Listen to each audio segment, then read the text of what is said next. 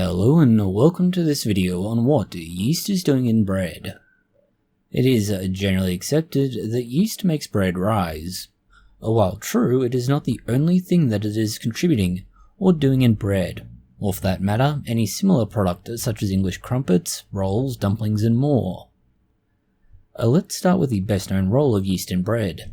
That is as a leavening agent or what makes bread rise. And then by which bread rises is largely through CO2 bubbles. Since the inside of the bread has a small amount of oxygen and the presence of starch, which eventually becomes monosaccharides like glucose, you get metabolism, eventually.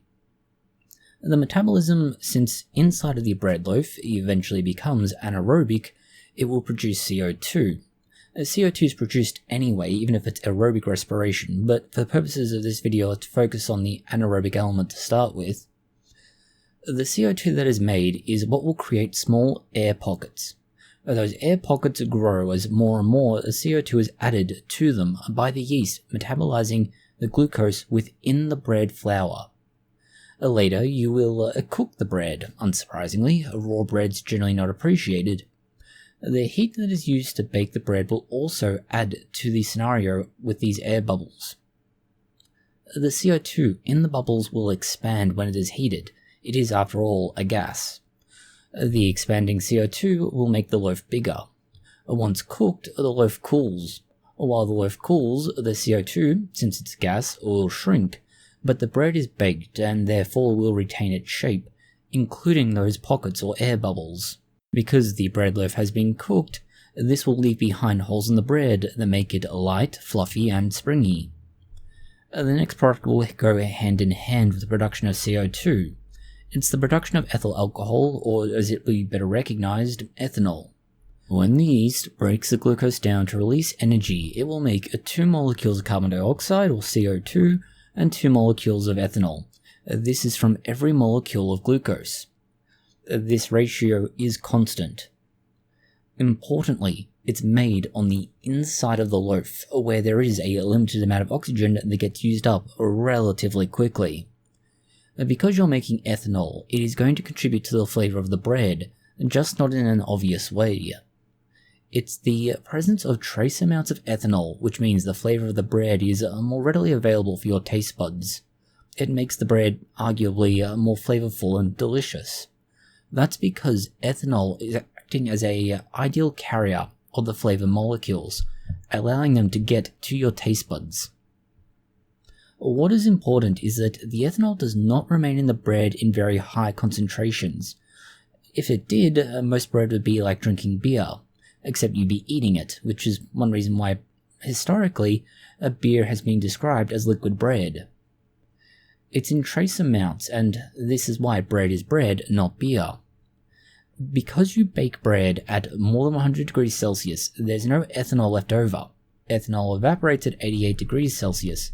So it will boil off from the bread, and you'll also remove a large amount of the water that is within the loaf.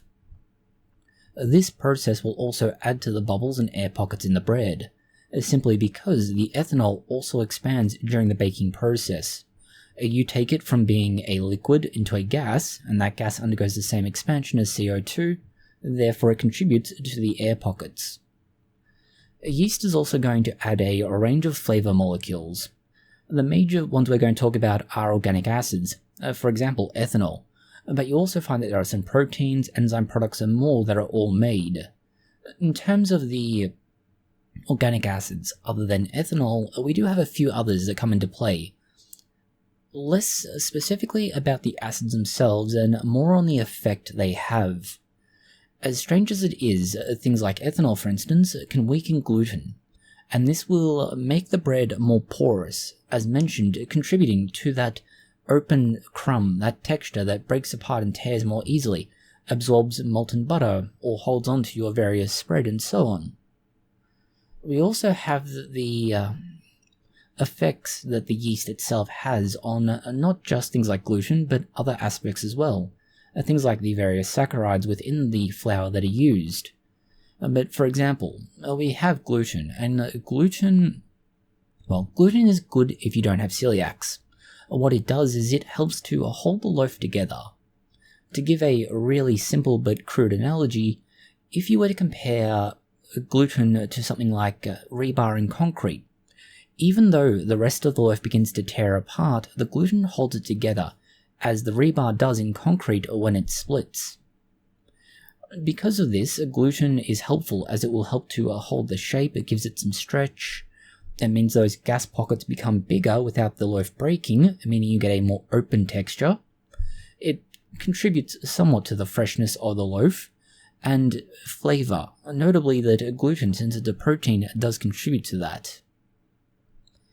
Because we have a whole lot of biological processes that are happening though, some of these will affect components like gluten. As mentioned, it will drastically alter the ability of the gluten itself to retain its shape and hold together effectively, but by no means is it the only example. Others are going to be things like aldehydes, ketones, esters, and sulfur, all that come from the yeast as it effectively ferments inside the loaf. This is one of the major reasons why a loaf of bread that's allowed to proof for longer will have a stronger flavor. There's more time for these various flavor compounds to be made because the loaf takes longer to rise in a cold environment.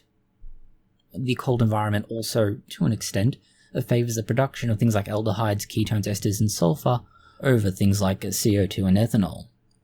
Finally, we have the actual crumb itself, the crumb being the outside of the loaf of bread, basically the part that's either in contact with the tin or makes up the top of the loaf.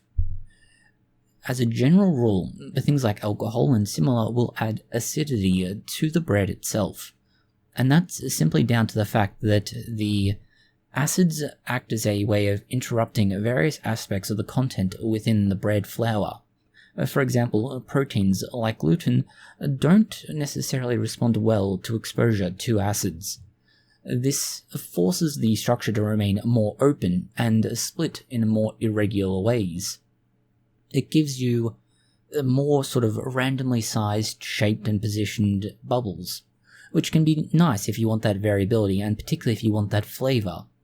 On the other side, it also means that if you're trying to have a more consistent loaf, or have the loaf hold together better, it doesn't work so well.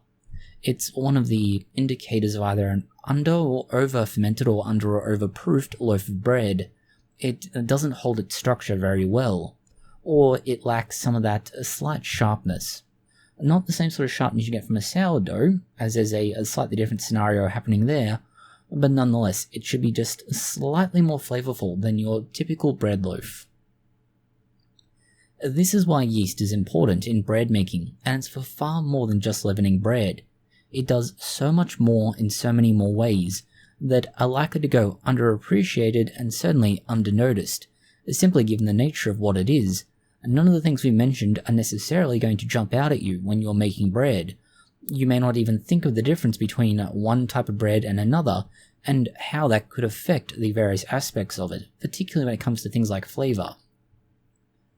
Thank you for watching this video. If you have found it interesting, consider liking, sharing, and subscribing. Please do post any comments, questions, or suggestions you have below.